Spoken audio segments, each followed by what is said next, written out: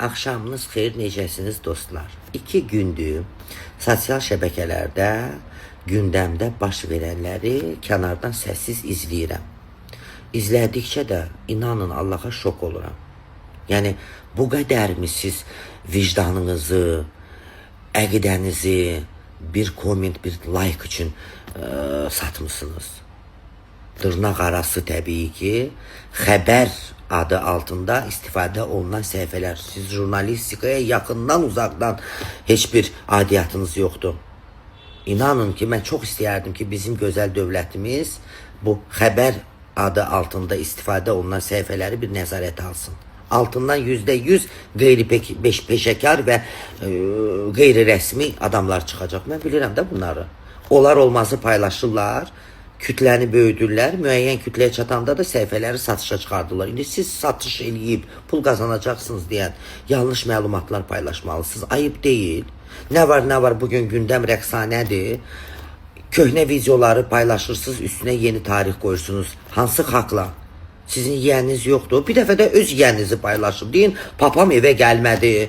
Nə bilim, anam atamı atdı getdi. Bacımı gecə ilə evdən qaçırtdı 18 oğlan. Niyə bunları?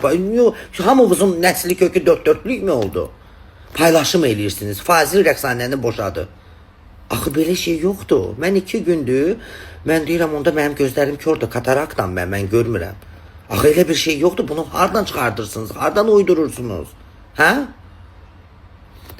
Ondan yetinmirsiniz, sonra paylaşırsınız. Fazili reanimasiya aldılar. Niyə?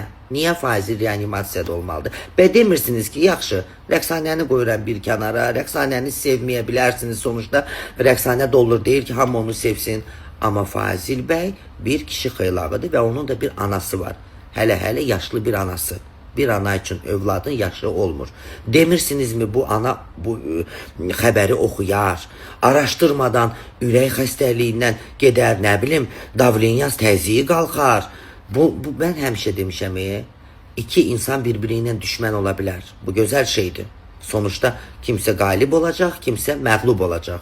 Vay o günə ki, bir insanın ən böyük düşməni onun vicdanı olsun. Sənin vicdanın sənə düşmən olarsa, orada kurtuluş yoktu. Öldüğün dəqiqəyə qədər o səndən əl çəkmir. Yenə Əzrailə şükür.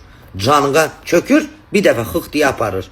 Vicdan bir ömür boyu səni süründürür. Orada qalibiyyət, məğlubiyyət yoktur. Ayıp değil. Yığışdırın da bu nədir? Bilmədən başlıq qoyursunuz like, comment xətrinə.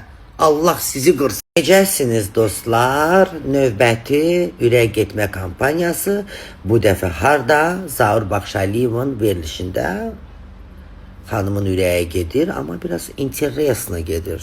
Belə biraz fərqli ürək getmədir bu. Qəribəsi nədir?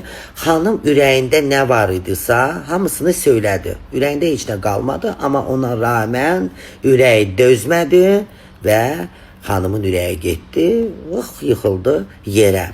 Amma o yıxılma məqamı var. O videoya diqqətlə baxsanız görəcəksiniz ki, bəlkə də dünyada ilk dəfədir o formada ürəyi gedir.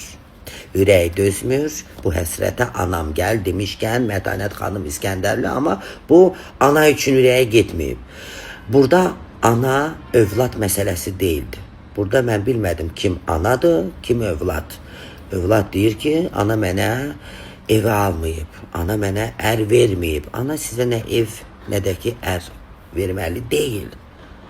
Ananın borcu sizə analıq etməkdir, sizin də borcunuz ananıza övladlıq etmək. Amma burada sanki ana sizi yox, siz ananı dünyaya gətirmişsiniz və sizə ər vermədiyinə görə 1-2-3 qat daha agresivsiniz anaya qarşı. Bu biabırçılıqlar nə zaman bitəcəyini soruşmuram, çünki bitməyəcək. Allah'a da qurban olum. Nə qədər desən ki, Allah betərindən saxlasın, sanki bizə inat, 2 qat, full paket daha betərini göndərir. Ona görə ona da artıq müraciət etmirəm. Nə deyək? Bu kimi verilişlər hələ də bizim üzümüzü belə qaraldacaq, qızardacaq. Sanki ölkəmizdə yaxşı şeylər yoxdur, elə belə şeylər varmış kimi. Davam edirik də, görək axırımız nə olacaq? Minmişik əlamətə, gedirik qiyamətə. Qiyamətdən qayıdış olurmu? Yox.